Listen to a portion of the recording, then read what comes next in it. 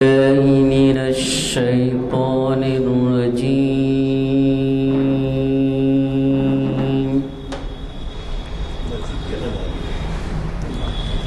بسم الله الرحمن الرحيم.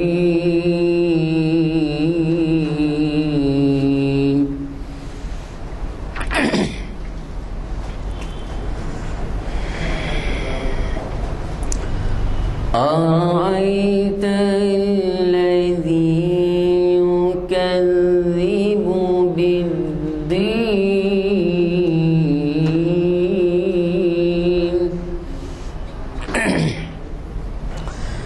فذلك الذي يدع اليتيم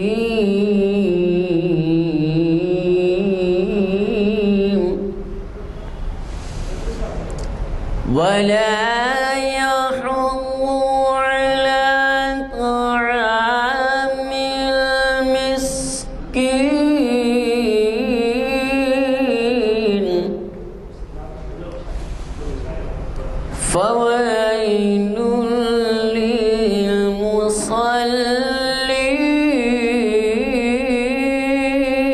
للمصلين الذين هم عن صلاتهم ساهون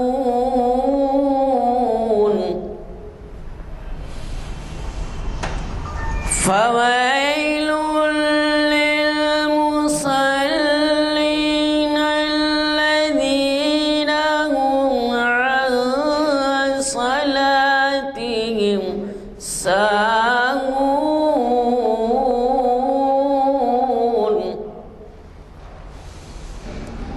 الذين هم يراءون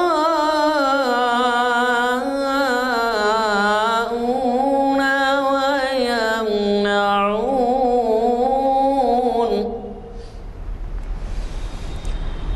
الذين هم يراءون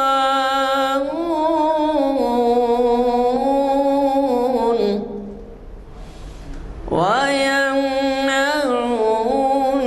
الماعون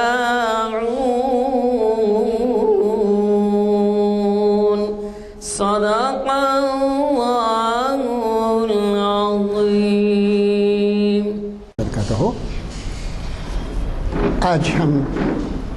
جامع مسجد عالیہ گن فاؤنڈری کے کانفرنس ہال میں مجتمع ہیں اور آج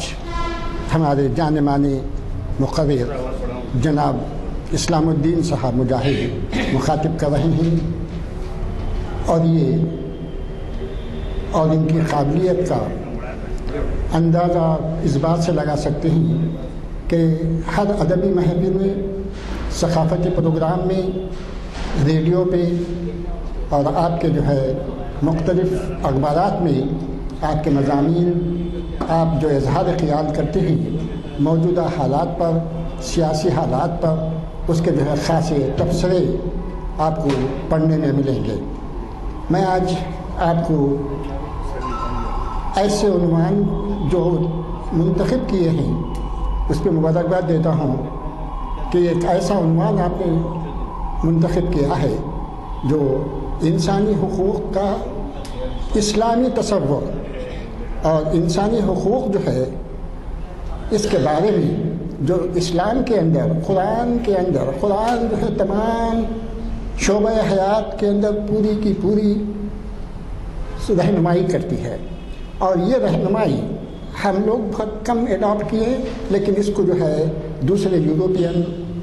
قومیں امریکہ اور جو ہے پورے جو ہے آج کل کی جو ہے بہترین جو سمجھی جاتی ہے قومی وہ لوگ اڈاپٹ کیے ہوئے ہیں. یہاں تک کہ یونائٹڈ نیشنز بھی جو ہے پورے حقوق جو اس کا آئین ہے وہ ہمارے اسلامی قواعد کے اوپر منحصر ہے. اب اس کے اوپر آپ پوری جو ہے روشنی ڈالیں گے. تو آج یہ جو شریعت تاریخ اسلام کی جو نشست ہے وہ 940ویں نشست ہے اور آج 11 دسمبر کو بعد نماز عصر منعقد کی جا رہی ہے۔ میں اب جناب مجاہد صاحب سے گزارش کرتا ہوں کہ وہ آئیں اور جو ہے اس کے اوپر مزید تفصیلی روشنی ڈالیں۔ الحمدللہ رب العالمین والصلاة والسلام علی رسول الامین۔ فاعوذ باللہ من الشیطان الرجیم، بسم اللہ الرحمن الرحیم۔ وَلَقَدْ كَرَّمْنَا بَنِي آدَمَ وَحَمَلْنَاهُمْ فِي الْبَرِّ وَالْبَحْرِ وَرَزَقْنَاهُمْ مِنَ الطَّيِّبَاتِ وَفَضَّلْنَاهُمْ عَلَى كَثِيرٍ مِّمَّنْ خَلَقْنَا تَفْصِيلًا۔ صدق اللہ العظیم۔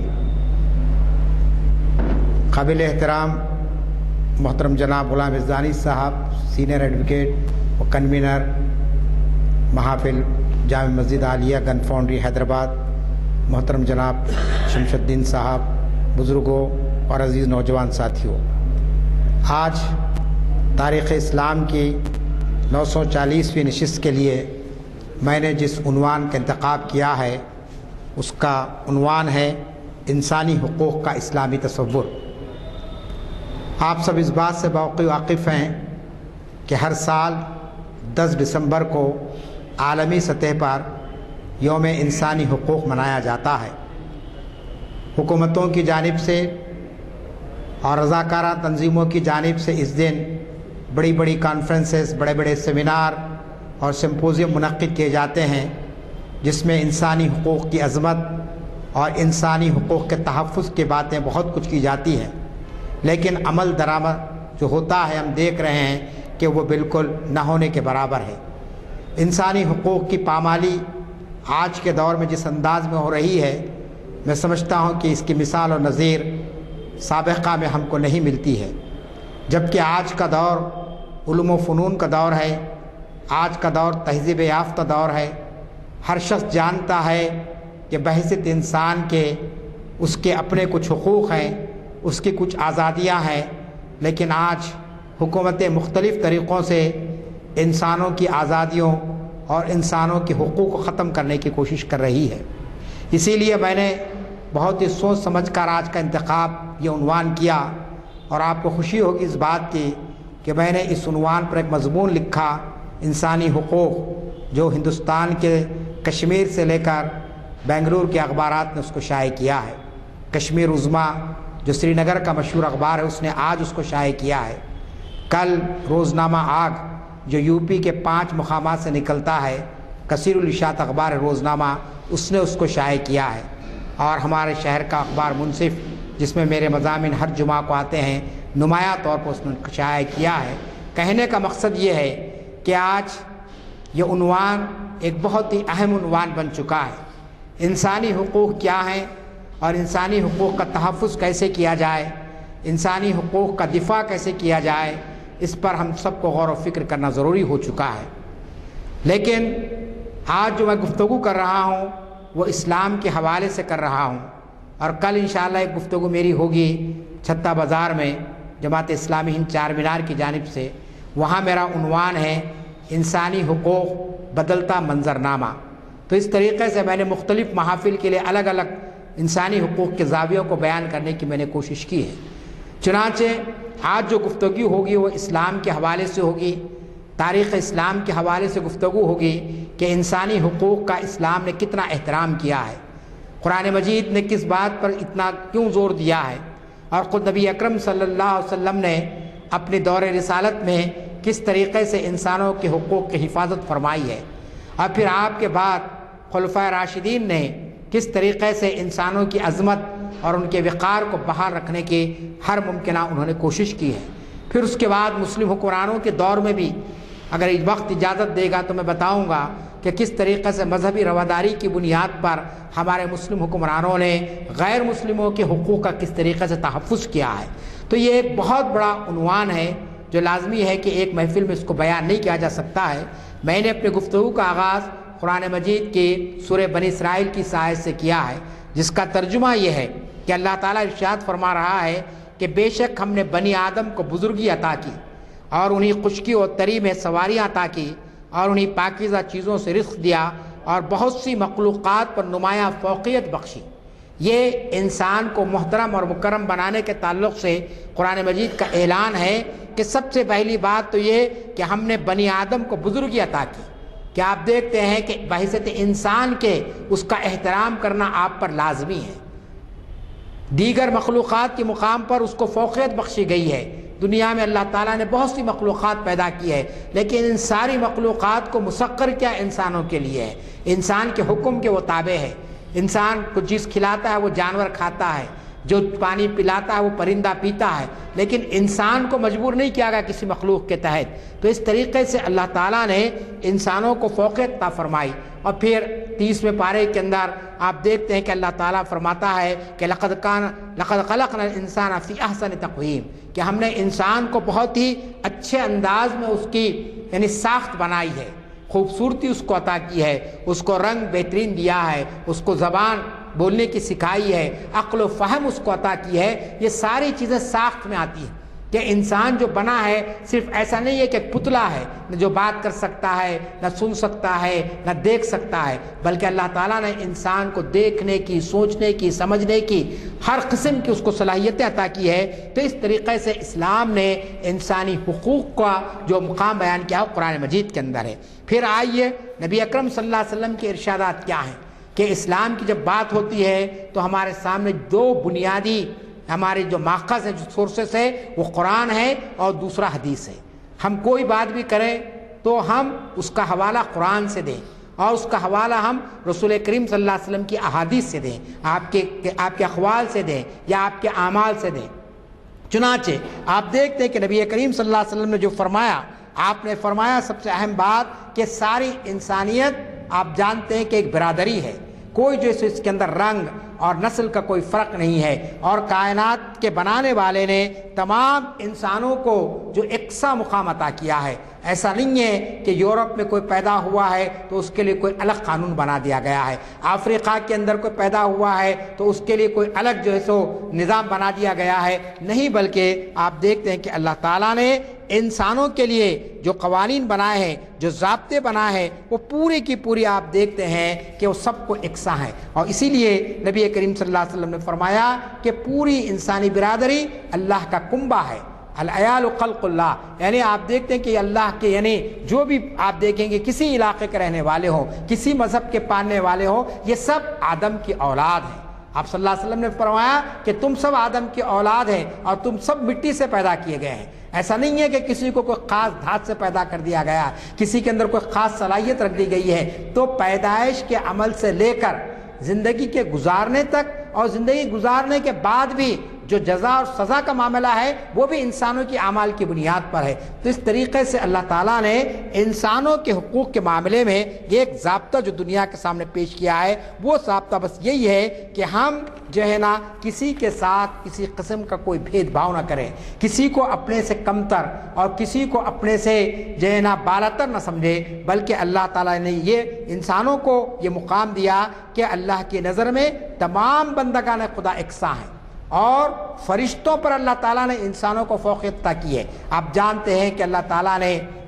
یعنی پیدا کیا آدم کو اور فرشتوں کو کہا کہ یعنی جو ان کا حکم بجا لاؤ اور یہ تمہارے لیے جس رہنمائی کا ذریعہ بنیں گے، تو سوائے شیطان کے سب نے اللہ تعالیٰ کے حکم کو تسلیم کر لیا اور سجدہ کیا۔ تو اس سے یہ معلوم ہوتا ہے کہ اول روز سے اللہ تعالیٰ نے انسان کی عظمت کو ایک بہت بڑا مقام عطا فرما دیا۔ پھر اس کے ساتھ ساتھ آپ جانتے ہیں کہ اس طریقے سے لوگوں کے اندر اس بات کو پہنچایا گیا کہ ایک طرف تو اسلام کا ضابطہ ہے کہ وہ تعلیم دیتا ہے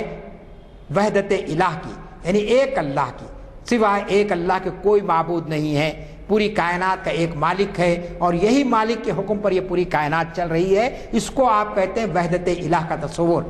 ونس آف گاڈ، کہ ہمارا عقیدہ ہے کہ اللہ ایک ہے اور اللہ تعالیٰ کہ یہ سارا نظام وہ چلا رہا ہے۔ اسی کے ساتھ اللہ تعالیٰ نے وحدت آدم کا بھی تصور دیا ہے، وحدت الہ بھی ہے اور وحدت آدم بھی ہے۔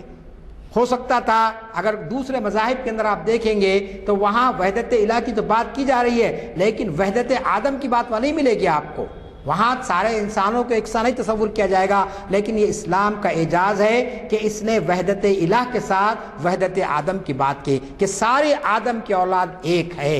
ان میں کوئی فرق نہیں کیا جا سکتا ہے، ان میں کوئی ذات برادری کی بنیاد پر، رنگ اور نسل کی بنیاد پر، جنس کی بنیاد پر جو ہے نا کوئی امتیاز نہیں بڑھتا جائے گا، اور اگر کوئی شخص ایسا کرتا ہے تو وہ اسلام کی تعلیمات کے خلاف عمل کرتا ہے۔ چنانچہ آپ دیکھیں گے کہ نبی کریم صلی اللہ علیہ وسلم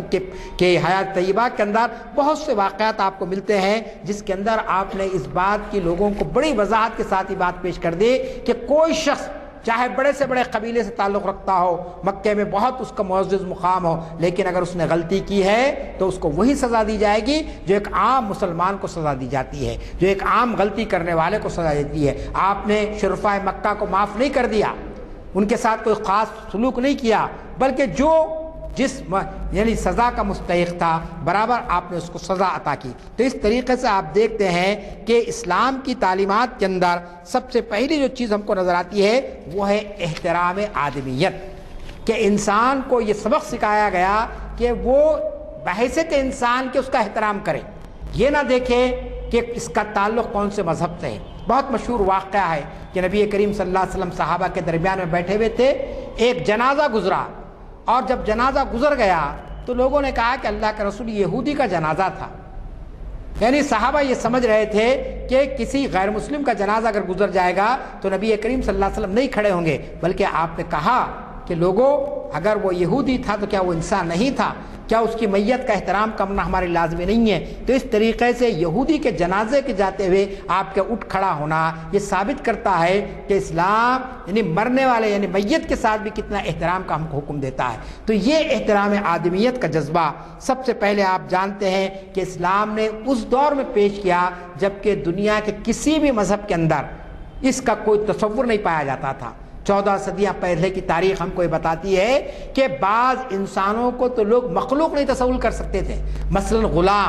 غلام کی کوئی آزادی نہیں تھی، اس کا کوئی حق تسلیم نہیں کیا جا سکتا تھا، عورت کو مخلوق نہیں تسلیم کیا جاتا تھا، عورت بس ایک ہے اور وہ ہمارے حکم کی تابع ہے، نہ اس کی زبان وہ چلا سکتی ہے کسی کے سامنے، نہ وہ اپنی خواہش کا اظہار کر سکتی تھی، نہ وہ اپنی ضرورت کو پیش کر سکتی تھی۔ یعنی انسانی معاشرہ اتنا بے حس ہو گیا تھا کہ ایک عورت کو مخلوق تسلیم کرنے کے لیے تیار نہیں تھا۔ اب اس کی ضرورتیں، اس کی خواہشات، اس کی امنگیں تو دور کی بات ہے۔ تو اب آپ جانیے کہ کتنا یعنی معاشرہ ایسی دلدل میں پھنس گیا تھا کہ جہاں پر انسانوں کے اندر سے ایک بڑی تعداد کو لوگ انسان ماننے کے تصور نہیں تھے، مثلا محتاج ہے، کوئی محروم ہے، یتیم ہے، یسیر ہے، ان کا سماج کے اندر کوئی مقام نہیں تھا۔ لیکن 14 صدیاں پہلے جب نبی کریم صلی اللہ علیہ وسلم نے دنیا میں اسلام کا پیغام عام کیا تو آپ جانتے ہیں کہ سب سے پہلے آپ نے انسانی وقار کو بلند کیا، پھر اس کے بعد آپ نے اس وقار کو بیان کرنے کے لیے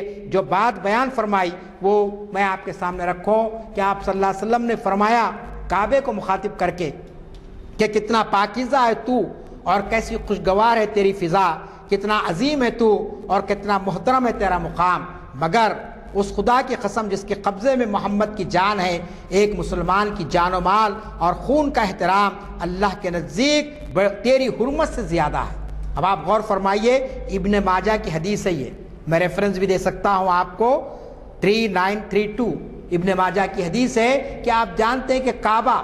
جو آپ جانتے ہیں کہ ہمارے لیے دل و جان سے زیادہ عزیز ہے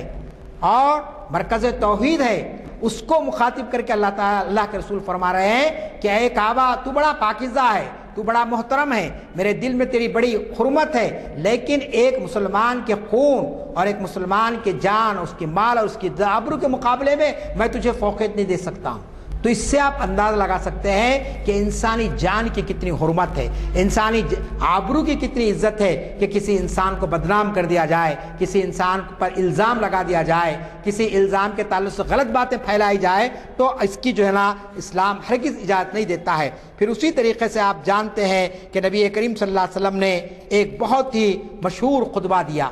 جو خطبہ حجۃ الوداع کہلاتا ہے، آخری جو آپ کا خطبہ تھا۔ آپ جانتے ہیں کہ میں نے ریفرنس دیا آپ کو کہ 10 دسمبر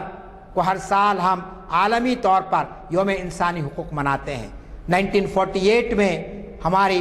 UN نے، اقوام متحدہ کی جنرل اسمبلی نے ایک ریزولوشن پاس کیا اور کہا کہ یہ حقوق ہیں جس کی حفاظت ہم کو کرنا ہے۔ اس کے اندر 30 آرٹیکلز کے اندر ہے۔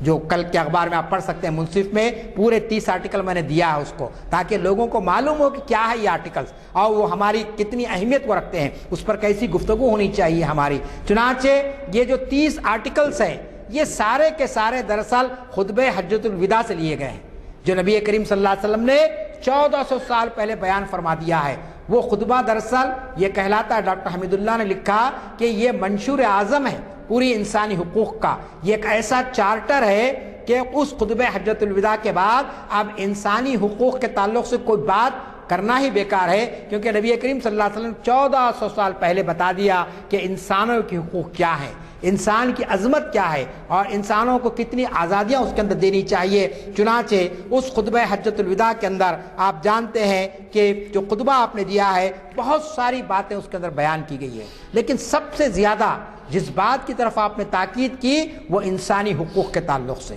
آپ نے بار بار سنا ہوگا کہ خطبہ حجۃ الوداع کے اندر آپ نے سب سے پہلے فرمایا کہ اے لوگو، میں اس بات کا اعلان کرتا ہوں آج کہ اب کوئی عربی کسی عجمی پر، کوئی عجمی کسی عربی پر، کوئی کالا کسی گورے پر اور کوئی گورا کسی گورے پر کوئی فوقیت نہیں رکھتا ہے، کسی کو کسی پر فضیلت نہیں ہے۔ یہ بات آپ نے اس وقت فرمائی جبکہ انسانوں کی تقسیم ہو چکی تھی رنگ کی بنیاد پر، نسل کی بنیاد پر، تو اللہ کے رسول نے فرمایا کہ آج کے دن کے بعد کوئی کالا کوئی گورا ایسی کوئی تقسیم نہیں ہوگی، کسی گورے کو کسی کالے پر کوئی فوقیت نہیں ہوگی، کوئی عرب ہے تو عجم پر اس کو فوقیت نہیں ہوگی، سوائے یہ کہ آپ نے فرمایا کہ اللہ کا تقوی، کہ جس کے اندر اللہ کا تقوی ہوگا، جس کے اندر اللہ کا ڈر ہوگا، جو اللہ کے احکامات پر چلے گا وہ سب سے زیادہ محترم ہوگا۔ اب آپ مجھے بتائیے یہ کتنا بڑا اعلان تھا، وہ اعلان ایک ایسے وقت میں ہوا جبکہ انسان اس بات کو تسلیم کرنے کے لیے تیار نہیں تھا کہ عورت بھی کوئی مخلوق ہے، غلام بھی کوئی مخلوق ہے۔ ایسے وقت آپ نے فرمایا کہ نہیں، سب انسان آدم کی اولاد ہے۔ اس خطبے کا اولین جو جملہ وہی تھا کہ سب انسان آدم کی اولاد ہے اور آدم تمہارے باپ ہیں اور آدم مٹی سے پیدا کیے گئے ہیں اور کوئی کسی کو یعنی کسی پر کسی کو فوقیت حاصل نہیں ہے۔ آج دنیا میں آپ دیکھ رہے ہیں کہ انسان اتنا تہذیب یافتہ ہونے کے باوجود، انسان اتنا ترقی کرنے کے باوجود آپ دیکھتے ہیں کہ ہر جگہ پر مختلف طریقوں سے جو ہے نا گمراہ کیا جاتا ہے اور مختلف طریقوں سے لوگوں کو پریشان کیا جاتا ہے۔ پھر اسی طریقے سے آپ جانتے ہیں قرآن مجید کے اندر ایک آیت بہت ہی مشہور آیت ہے جس کے اندر اللہ تعالیٰ فرماتا ہے کہ کسی بے گناہ کا قتل کرنا پوری انسانیت کا قتل کرنا ہے۔ کوئی انسان کسی انسان کو قتل کر کے سمجھتا ہے کہ میں نے ایک انسان کو قتل کر دیا، اور عدالتیں بھی اس ایک انسان کے قتل کی بنیاد پر اس کو سزا دیتی ہے، لیکن اسلام نے کیا پیمانہ بتایا ہے؟ اسلام نے کہا ہے، قرآن کا اعلان ہے کہ تم نے اگر کسی بے قصور کو، کسی بے گناہ کو قتل کیا ہے تو ایک انسان کا تم نے قتل نہیں کیا بلکہ پوری انسانیت کو تم نے قتل کیا ہے۔ من قتل نفسا بغیر نفس او فساد فی الارض فکانما قتل الناس جميعا، یہ قرآن مجید کی آیت ہے کہ جس نے ایک معصوم کا قتل کیا تو پورے انسان کا قتل کیا۔ ومن احیایا، اور اگر کسی نے ایک انسان کی جان بچائی ہے تو اس نے پوری انسانیت کی جان بچائی ہے۔ یہ بھی قرآن نے خوشخبری دی ہے کہ اگر آپ نے کسی ایک انسان کو بچا لیا تو لازمی چیز ہے کہ پوری انسانیت کو آپ نے بچا لیا، کیونکہ انسانیت کو اس راستہ ملتا ہے۔ آپ اخبارات میں پڑھتے ہیں کہ کوئی مسلمان کسی بے گناہ کو بچا لیتا ہے تو سارے لوگ اس کی تائید میں آتے ہیں، مسلمان غیر مسلم سب لوگ کہتے ہیں کہ واقعی اس نے بڑا اچھا کام کیا ہے، اور اس سے ایک رہنمائی لوگوں کو ملتی ہے۔ اسی لیے کہا گیا کہ جس نے ایک کو بچایا اس نے پوری انسانیت کو بچایا، اور کسی ایک نے بے قصور کو قتل کیا اس نے سارے انسانوں کا قتل کر دیا۔ کیونکہ آپ جانتے ہیں کوئی شراب کی حالت میں، کوئی شخص غصے کی حالت میں ایک انسان کا قتل کر دیتا ہے، لیکن لوگ کیا کہتے ہیں کہ دیکھو مسلمانوں کو ایک دوسرے کے گلے کاٹ رہے ہیں، ایک دوسرے کو جو مار دھاڑ رہے ہیں اور آبادیوں کے اندر فتنہ اور فساد پھیلا رہے ہیں، اور اس طریقے سے باتیں کی جاتی ہے۔ چنانچہ اسلام کا ایک اصول یہ ہے کہ اس طریقے سے سورہ مائدہ کی آیت ہے، آیت نمبر 32 جو میں نے آپ کے سامنے تلاوت کی، کہ اس کے اندر اللہ تعالیٰ اس طریقے کا مسئلہ بیان فرماتا ہے۔ پھر اسی طریقے سے آپ دیکھیں گے کہ نبی کریم صلی اللہ علیہ وسلم کا ارشاد کہ تمہارا کمزور شخص میرے نزدیک قوی ہے۔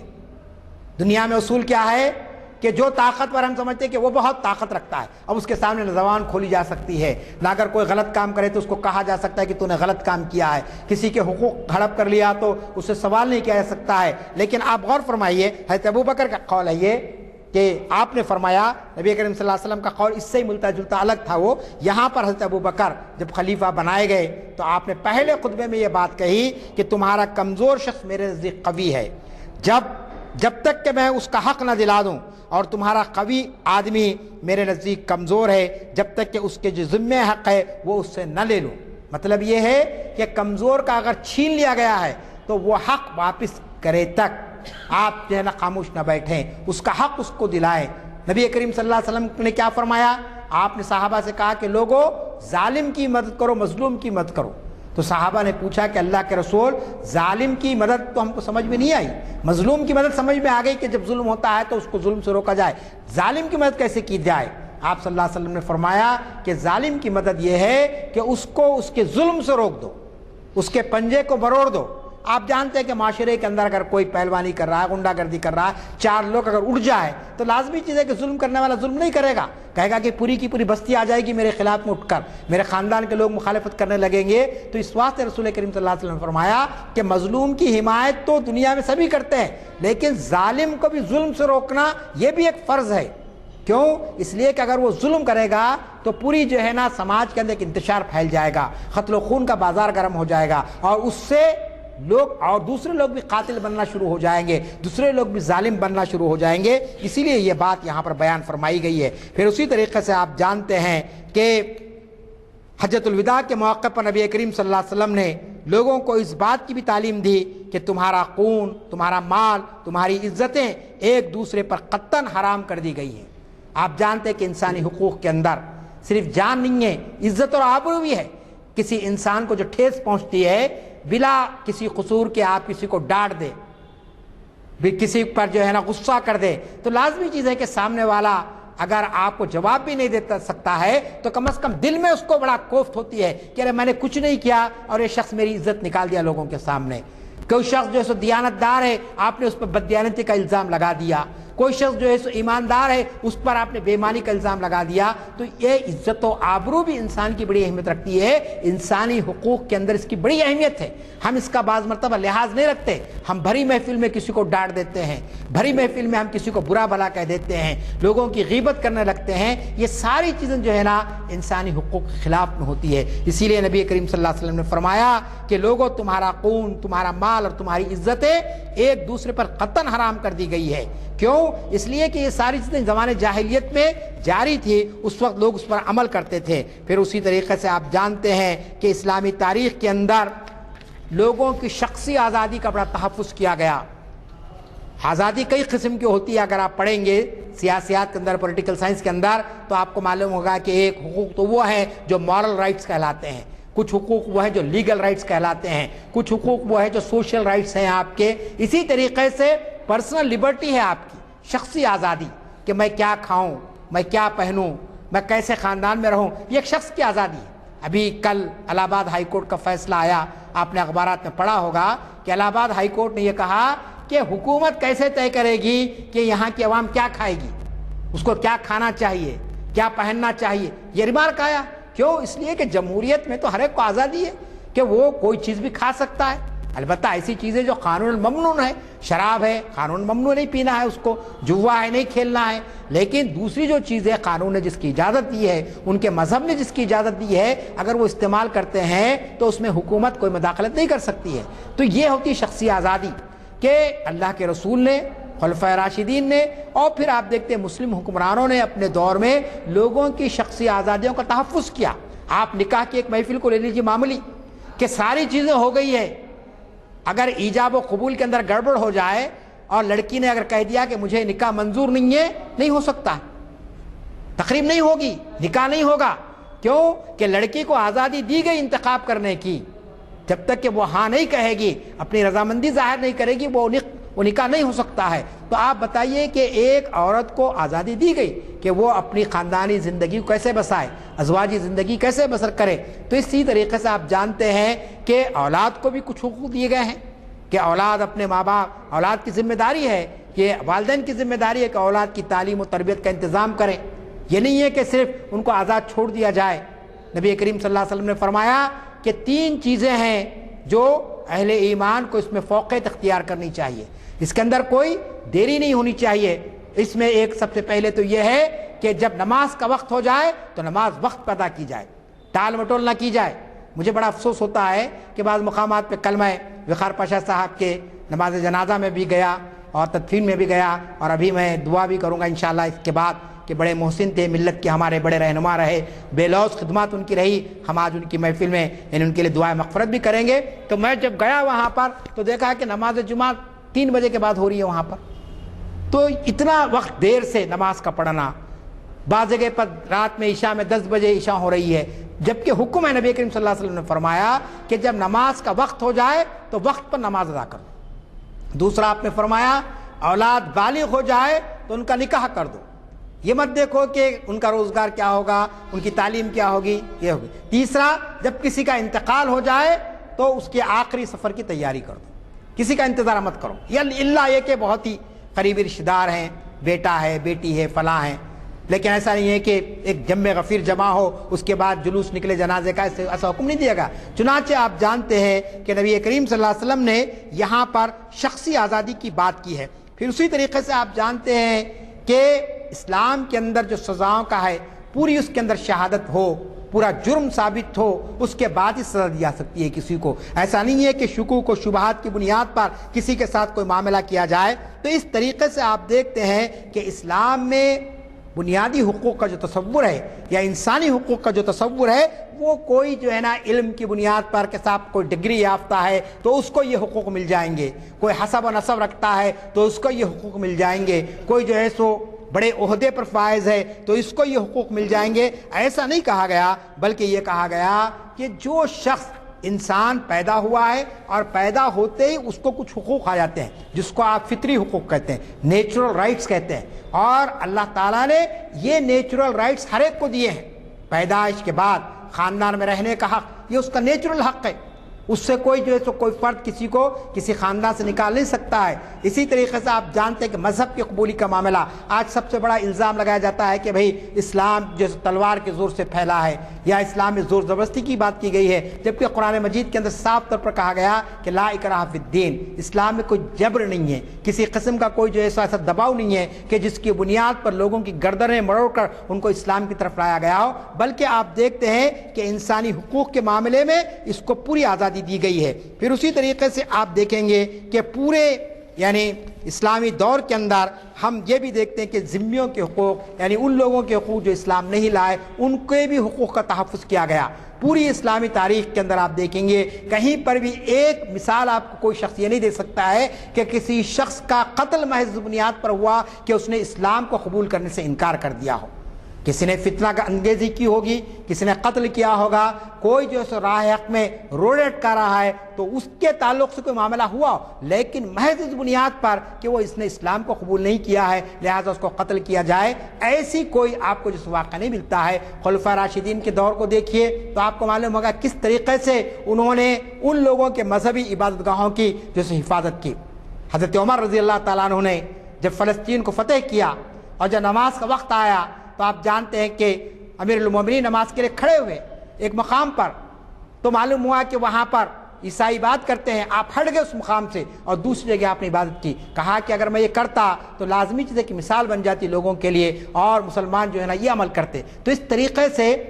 ان لوگوں کی مذہبی عبادت کا حفاظت کی گئی۔ آج ضرورت اس بات کی ہے کہ امت مسلمہ اسلام کے حقوق کو خود پہچانے سب سے پہلے، اور اس کے بعد دنیا کو یہ بتائے کہ یہ انسانی حقوق ہیں جس کے اندر سماج کے ہر فرد کا تحفظ کیا گیا۔ میں نے آپ کے سامنے بات کی ہے کہ صرف مردوں نے بلکہ عورتوں کو آج سب سے بڑا جو ٹارگٹ ہے عورت ہے، مسلم عورت، کہ مسلم عورت کے تعلق سے بڑی بڑی باتیں کی جا رہی ہیں، آزادی نسوان کی تحریکیں چلائی جا رہی ہے، طلاق ثلاثہ کا قانون لا دیا گیا ہے، اور پھر اسی طریقے سے کہا جا رہا ہے کہ اسلام نے عورت کو بند کر کے رکھ دیا ہے۔ لیکن پڑھنے والے جانتے ہیں کہ اسلام نے عورتوں کے حقوق کا جتنا تحفظ کیا ہے کہ دنیا کے کسی مذہب نے اس کا عشرے بھی نہیں کیا ہے، اس کا ایکول تو بہت دور کی بات ہے۔ جو اسلام نے حقوق دیے ہیں عورتوں کو اس کا عشرے بھی آپ کو دیگر مذاہب میں نہیں ملتا ہے۔ آج کی تہذیب یافتہ دور میں بھی عورتیں سنیاسی بنا دی جاتی ہے، جوگنیں بنائی جاتی ہے، جہیز کے نام پر ان کو جو ہے نا بھیٹ چڑھا دیا جاتا ہے۔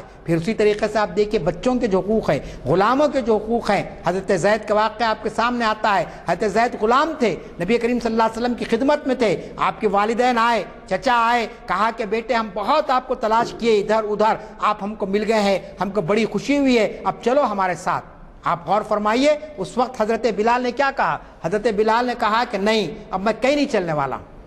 حقیقی باپ سامنے کھڑا ہوا ہے، حقیقی چچا سامنے کھڑے ہوئے ہیں، لیکن اس کے باوجود کہا کہ نہیں، اب اس سے بہترین گھرانہ مجھے اور کوئی نہیں مل سکتا ہے۔ تو یہ حسن سلوک جو نبی کریم صلی اللہ علیہ وسلم نے حضرت زید کے ساتھ کیا، اس کا نتیجہ یہ ہوا کہ آپ اپنے حقیقی خاندان کو چھوڑ دیے، اپنے والدین کو چھوڑ کر اللہ کے رسول کے ساتھ آپ زندگی بسر کیے۔ تو اسلام نے اس طریقے سے سماج کے ایک ایک طبقے کے حقوق کی حفاظت کی ہے۔ آج ضرورت ہے کہ ہم اس فلسفے کو دنیا کے سامنے پیش کریں، قرآن کے ذریعے، احادیث کے ذریعے، خلفائے راشدین کے دور کے ذریعے، اور پھر مسلم حکمرانوں کے دور کے ذریعے۔ اور ہم کو اپنے حقوق بھی جاننا ضروری ہے۔ اگر ہم اپنے حقوق کو نہیں جانیں گے تو یاد رکھ لیجئے کہ ہم دنیا میں بالکل اسی طریقے زندگی بسر کرنے پر مجبور ہو جائیں گے جیسے اس وقت ہے۔ آج پوری دنیا کے اندر آپ دیکھ رہے ہیں کہ انسانی حقوق کی پامالی ہو رہی ہے، انسانی حقوق کی دھجیاں اڑائی جا رہی ہے، کہیں پر بھی انسان کو سکون نہیں ہے، اطمینان نہیں ہے، ہر طرف اضطراب ہے اور تشویش کی کیفیت پائی جا رہی ہے۔ میں اللہ تعالیٰ سے دعا کرتا ہوں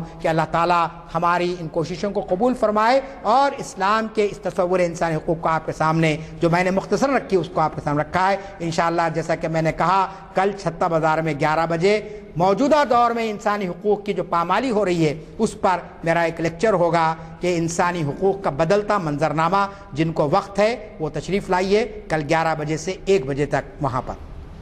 جزاک اللہ خیر۔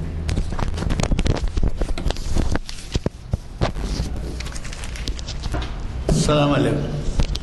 سب سے پہلے تو میں یہ کہوں گا کہ آپ نے جس لیکچر کا حوالہ دیا ہے وہ ضرور اٹینڈ کیجیے، وہ بہت ہی موزوں اور معلوماتی لیکچر رہے گا۔ تو اس لیے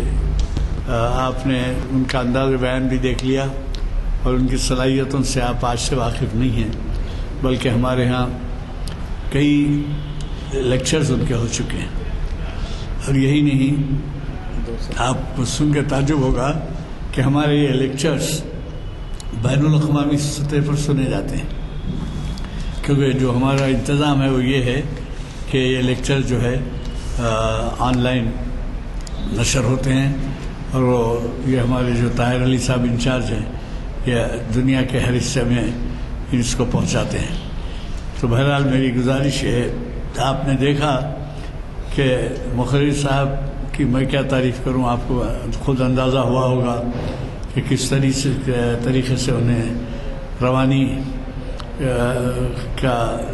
فن حاصل ہے، اور وہ جب بیان کرتے ہیں تو ایسے واقعات ایسے معلوم ہوتا ہے کہ ہمارے سامنے آنکھوں کے سامنے ہو رہے ہیں۔ اللہ تعالیٰ ان کی صلاحیتوں میں خطابت کی اور توفیق دے، اور مزید ان کی کوششوں کاوشوں کو عملی جامہ پہنانے کی توفیق عطا کرے۔ جن حضرات کو ہمارے یہاں کے اقبال کہ آپ کو معلوم ہے بانگے درا اس کے جو کتب ہیں ہم شائع کیے ہیں، جو صاحب کو نہیں ملے ہیں وہ لے جا سکتے ہیں بلا کسی اجرت کے۔ یہی نہیں بلکہ اگر کوئی اسکولوں سے تعلق رکھتے ہیں، اگر مدرسوں کے لیے لینا ہے تو وہ بھی لے سکتے ہیں۔ 1 سے زائد کاپی بھی دی جائیں گی آپ کو اس کے بانگے درا کی۔ اب آپ کو میں اگلا پروگرام سناتا ہوں۔ 13 دسمبر پیر کے دن 13 دسمبر 2021 اسلام، ایمان و احسان، یہ آپ کے جانے پہچانے مقرر جن کے شاید یہاں پر 200 سے زائد لیکچر ہو چکے ہیں، اور اب جو تعمیر ملت کے صدر ہیں جناب محمد ضیاء الدین نیّر صاحب، یہ شریعت انفارمیشن کی 837ویں نشست کو مخاطب کریں گے۔ آپ عنوان ملاحظہ کیجئے، اسلام، ایمان و احسان، تینوں الف سے ہیں، اسلام، ایمان و احسان۔ تو یہ ضرور شرکت فرمائیے پیر کے دن، یعنی آج ہفتہ ہے، کل نہیں پرسوں اسی موقع پر اسی جگہ پہ آپ شرکت کیجئے، اور ہو سکا تو اپنے ساتھ کچھ نوجوانوں کو ساتھ لائیے۔ میری ہمیشہ سے گزارش رہی ہے کہ ہماری محافل میں نوجوانوں کو شرکت کا موقع ملنا چاہیے اور ان کو توفیق ہونی چاہیے، مگر یہ جب تک ممکن نہیں ہے جب تک کہ بزرگ حضرات اس جانب توجہ نہ کریں۔ آپ ملاحظہ کر لیجئے، شاید 20-25 साल से कम उम्र के तो कोई यहाँ पे दिखते ही नहीं। तो ये जो है